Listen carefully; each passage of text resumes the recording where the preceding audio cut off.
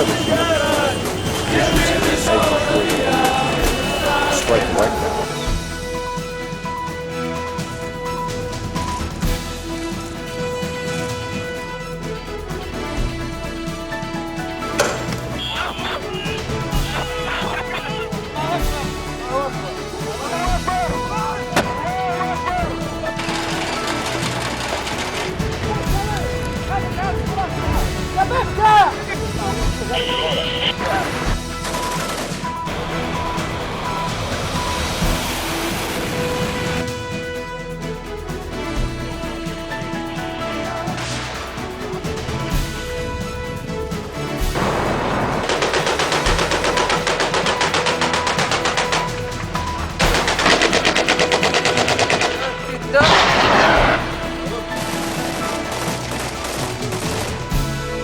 الحمد لله صرنا نرى في ليبيا حرة.